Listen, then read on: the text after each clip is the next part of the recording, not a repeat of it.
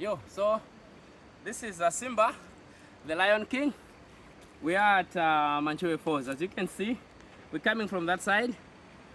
Yeah, this is Livingstonia, the northern part. Actually, we're tired. We're tired. Actually, we're tired. We have some wine. We're good. We're still going up. Watch my space.